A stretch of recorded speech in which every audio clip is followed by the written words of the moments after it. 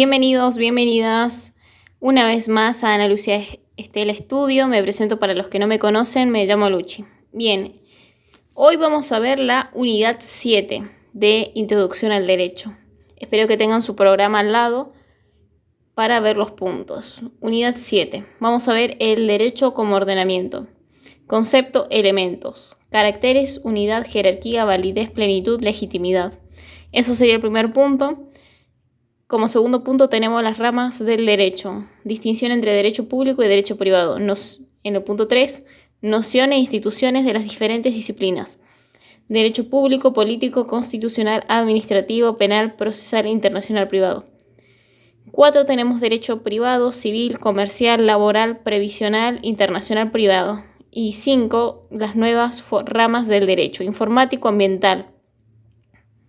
Bien, el material que voy a estar leyendo está brindado por nuestro colega Facundo Uberoga. Muchas gracias, Facu, por el material brindado. Bien, vamos a ver el primer punto. El derecho como ordenamiento, conceptos y elementos. Concepto. Es un sistema organizado de repartos de potencias e impotencias entre sujetos de derecho, personas humanas conforme a normas positivas y principios jurídicos, en función de la justicia y otros valores. En los estados democráticos, el ordenamiento jurídico está compuesto por la Constitución, que funciona como norma suprema por las leyes, por las normas jurídicas del Poder Ejecutivo, tales como reglamentos, contratos, tratados y otras disposiciones particulares.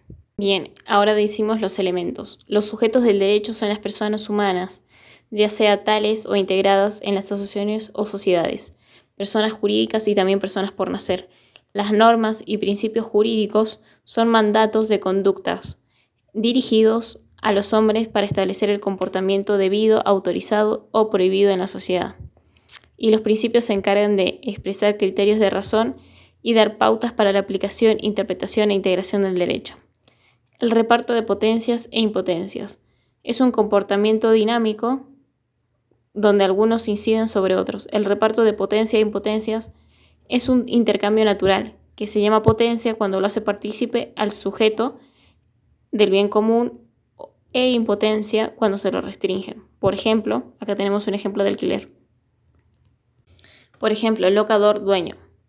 Locatario, el que alquila. El locador le asigna la potencia, locatario, de usar su departamento. A su vez, el inquilino le asigna la potencia al locador de obtener dinero por el alquiler y asume la impotencia de tener que entregarlo todos los meses.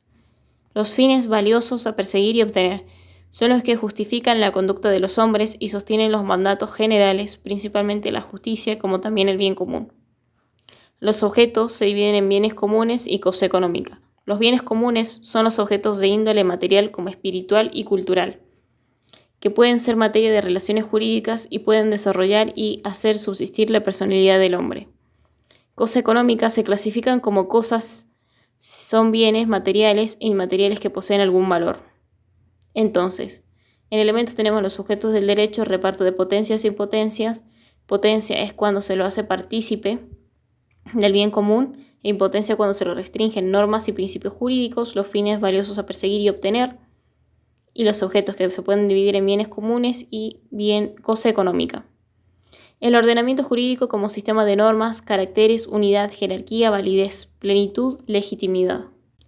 Tenemos unidad. El ordenamiento jurídico es un todo orgánico donde no puede dividirse ni fragmentarse, compuesto por un conjunto de normas y entrelazadas en relación a la jerarquía y subordinación, donde todas se fundan y derivan de otras normas.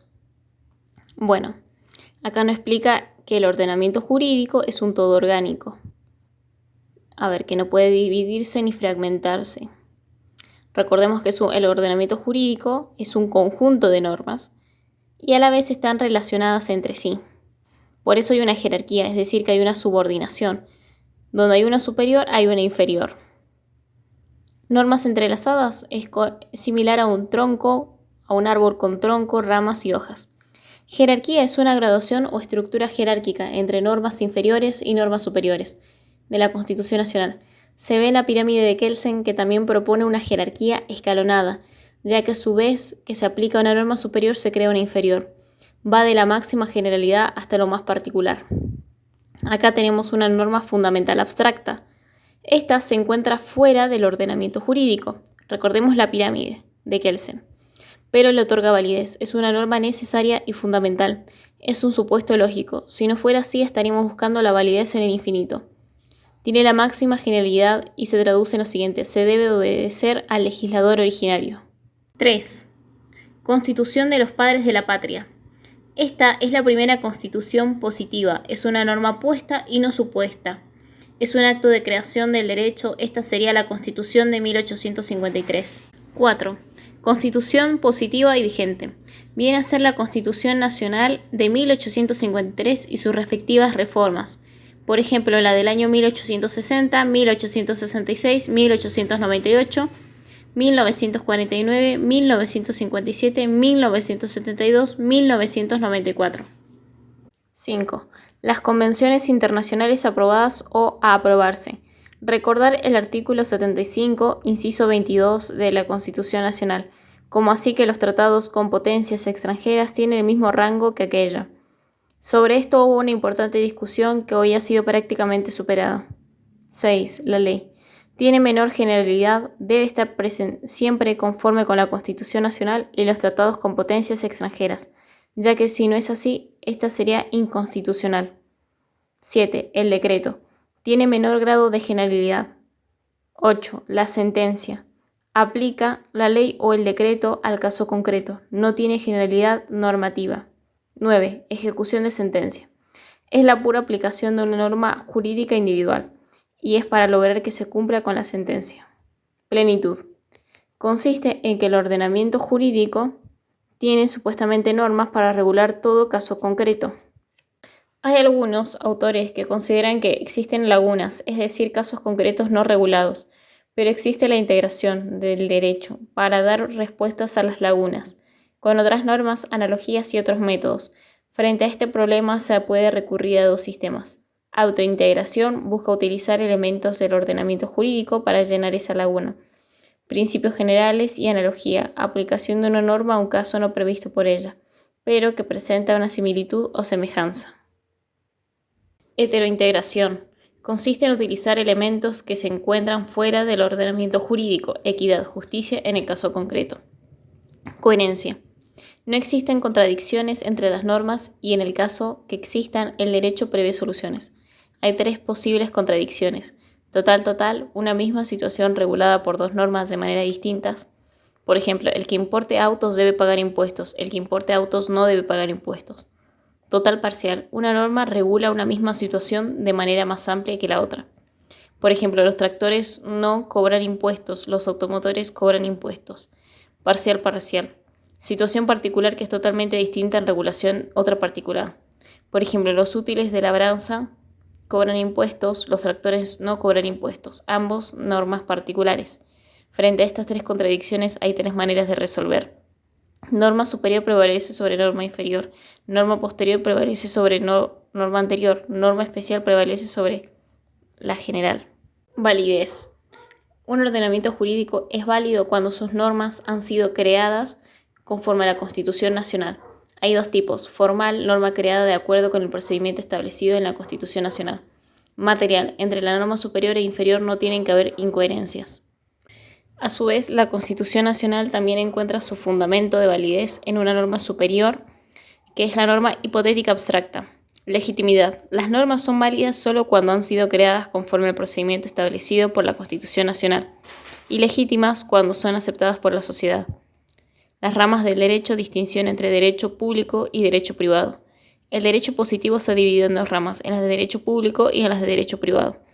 Justiniano es quien hace la división al reconocer que hay un derecho superior, que el Estado no puede violar a pesar de su autoridad, que posee distintas ramas y materias específicas del derecho en razón de su objeto y sujeto específico.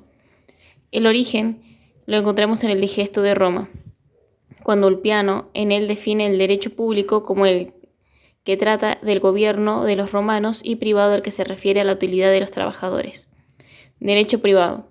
Es aquel que se encarga de regular y ordenar las relaciones entre los particulares, es decir, los intereses y cuestiones jurídicas que tienen los individuos entre sí.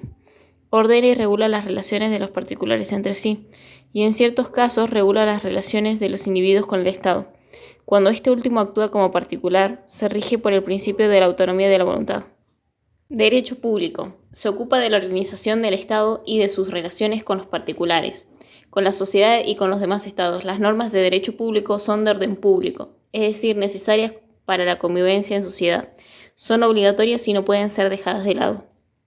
Dentro de cada uno de estos encontramos ramas, que no tienen plena autonomía, sino que se relacionan entre sí. Sin embargo, a cada una le corresponde una materia especial.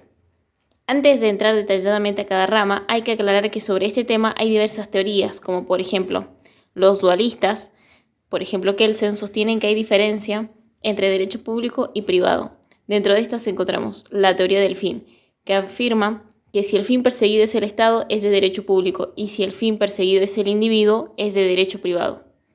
Teoría del interés. Es de derecho público proteger el interés colectivo general y de derecho privado proteger el interés particular. Monistas, por ejemplo, de Los Ríos y Posadas, sostienen que no hay división entre el derecho público y el derecho privado, que ambos se entrelazan. Por ejemplo, la institución de la familia es de derecho privado, pero a su vez se encuentra regulada por el derecho público. Noción e instituciones de las diferentes disciplinas de derecho: público, político, constitucional, administrativo, financiero, municipal, penal, procesal, internacional, público. Ramas del derecho público. Derecho público. Estudia la teoría del Estado como sistema político y las formas de gobierno y las relaciones de Estado y derecho. Derecho constitucional. Es el encargado de analizar y controlar las leyes fundamentales que rigen el Estado y que deben asegurar el goce de los derechos fundamentales del hombre. El objeto de estudio es la forma de gobierno, regulación de los poderes públicos y relación de los ciudadanos con los órganos. Nuestra Constitución Nacional cuenta con una parte dogmática, en donde se encuentran los derechos y garantías, y una parte orgánica, en donde encontramos la organización de los poderes y autoridades del Estado. Existen 3 tipos de constituciones. Las rígidas, este es el caso de la nuestra, procedimiento establecido en la ley, artículo 30 de la Constitución Nacional. Tiene que existir una ley que declare necesidad de reforma, aprobadas por las 2/3 partes de las cámaras, y luego llaman a convención constituyente. Semirrígidas, reformada por la ley posterior, pero con las 2/3 partes de las cámaras. Flexibles, se puede modificar como cualquier otra ley. Tenemos el derecho administrativo, que rige gran parte de las actividades del Estado y algunas de este con los particulares. Juntos, estas normas, por su carácter público, regula relaciones de subordinación entre el Estado y los particulares. Por ejemplo, un contrato administrativo a designación de un empleo público, concesiones, decretos, licitaciones públicas. Derecho penal. El conjunto de normas que establecen los delitos y penas para quien infringe la ley y las medidas de seguridad que hay que tomar para prevenir la criminalidad. El principio que rige es el de no hay delito sin ley, ni pena sin ley. Los delitos penales están enumerados por la legislación penal, razón por la cual no se permite la analogía. Pueden ser cometidos con dolo o culpa. El fin perseguido es asegurar la defensa de la sociedad mediante la prevención y represión de los delitos. Todas estas normas las encontramos en el Código Penal. La teoría del delito. La teoría de la imputación penal se encarga de definir las características generales que debe tener una conducta para ser imputada como hecho punible. La teoría del delito nace de la ley y se desarrolla como un sistema de conceptos a través de un proceso de abstracción científica. Su función más importante es la garantista, puesto que permite finalmente aplicar la pena o estructura del delito. La tipicidad, verificación si la conducta coincide con lo descrito en la ley. Tipo. Antijuricidad, una conducta típica será antijurídica cuando no concurra ninguna causa de justificación. Y culpabilidad, se realiza un análisis del individuo a fin de determinar si puede o debe responder penalmente por su accionar. Son los 3 elementos que convierten una acción en delito. Derecho procesal. Regula a los individuos involucrados en los procedimientos judiciales y organiza los tribunales que se encargan de impartir justicia. Regula la actividad del juez y de las partes durante la transición del proceso hasta la sentencia. Derecho municipal. Es la organización del municipio y regula las relaciones de este con el Estado Nacional y con los particulares. Derecho financiero. Reparto de los medios económicos conferidos al Estado y a los entes públicos para el desarrollo de sus actividades. Derecho internacional público. Rige las relaciones de los estados entre sí y las relaciones de estos con entidades, que si bien no son estados, tienen personalidad internacional. Está integrado por acuerdos entre estados. Finalidad es la paz internacional, seguridad y cooperación internacional y permanente. Tenemos el derecho privado, civil, comercial, laboral, previsional, minero y agrario, internacional privado. Ahora vamos con las ramas del derecho privado. Derecho civil. Deriva etimológicamente del latín ius civile, que era el derecho de los romanos, opuesto al ius gentium, que era el derecho de todo el pueblo, todos los hombres, sin distinguir quiénes eran extranjeros o ciudadanos. Es una rama del derecho privado que se va a encargar de establecer las reglas generales que rigen las relaciones jurídicas de los particulares, ya sea entre sí, con el Estado o en tanto esa relación tenga por objeto satisfacer necesidades de carácter humano. Derecho comercial. Es la rama del derecho que se encarga de las relaciones entre personas, contratos, acciones de comercio, realizadas por comerciantes. Analiza las modalidades específicas adoptadas por el comercio y la industria. Su normativa se encuentra en el Código Civil y Comercial. Derecho laboral. Regula las relaciones laborales y garantiza el cumplimiento de las obligaciones de las partes que intervienen en una relación de trabajo. La provisional es la función que realizan un conjunto de instituciones que protegen a las personas contra ciertos acontecimientos: mutual, jubilaciones, seguros y asistencia social. El derecho laboral también regula el derecho colectivo, el derecho de las asociaciones sindicales y las agrupaciones de empleadores o cámaras empresariales. Derecho minero. Regula las relaciones que el hombre desarrolla en torno a la industria minera. Derecho agrario. Es la rama del derecho que contiene las normas reguladoras de las relaciones jurídicas concernientes a la agricultura. Derecho internacional privado. Tiene por objeto la resolución de conflictos de jurisdicción internacional y determinar cuál es la ley aplicable, cuando uno o más elementos de la relación jurídica es extranjero, además de determinar la condición jurídica de los extranjeros, por ejemplo, la muerte de alguien en el extranjero y que se haga valer el testamento. Entonces, las ramas del derecho público son derecho político, derecho constitucional, derecho administrativo, derecho financiero, derecho municipal, derecho penal, derecho procesal, derecho internacional público. Las ramas del derecho privado son civil, comercial, laboral y previsional, minero y agrario, internacional privado. Ahora vamos a presentar las nuevas ramas del derecho informático. Tenemos las nuevas ramas del derecho: el informático, el ambiental, el espacial, de integración también. El derecho espacial regula los espacios extraatmosféricos, espacios que pueden utilizar las naves del espacio. Todo lo que se encuentra en el espacio es la propiedad de toda la humanidad. Derecho ambiental surge a partir de la conciencia acerca de la necesidad y fragilidad del ambiente. Estas normas están destinadas a proteger el ambiente. Su objetivo final es la tutela del hombre inserto en el ambiente. La provincia de Mendoza fue una de las primeras en establecer una regulación específica de la ley provisional sancionada en 1992. Tiene como finalidad preservar el ambiente para el resguardo del equilibrio ecológico y el desarrollo sustentable mediante acciones de actividades destinadas a preservar, defender, conservar, mejorar los espacios agropecuarios, urbanos y naturales, y todos sus elementos constituidos. Esta ley prevé ciertas acciones para cumplir su finalidad: el ordenamiento territorial y la planificación de procesos de urbanización, industrialización, etc., el uso razonable de agua, flora, fauna, espacios verdes, etc., protección y mantenimiento de áreas y refugios naturales, de reservas, de áreas verdes, etc. A su vez, establece que toda actividad que comprenda el medio ambiente debe ser sometida a un procedimiento administrativo previo. Para autorizarlo a este se lo denomina evaluación de impacto ambiental, y que a su vez debe obtener la declaración de impacto ambiental por el Ministerio del Medio Ambiente o la municipalidad. Derecho informático. Las nuevas tecnologías informáticas han significado un fuerte desafío para las estructuras tradicionales del derecho, pensadas y reguladas sobre la base de un elemento físico. El papel y las estructuras y la impresión gráfica han sido reemplazadas por el soporte magnético. Todo esto significa que la manifestación de voluntad del sujeto del derecho queda plasmada mediante flujos electrónicos que configuran los datos digitales que antes quedaban plasmados en el papel.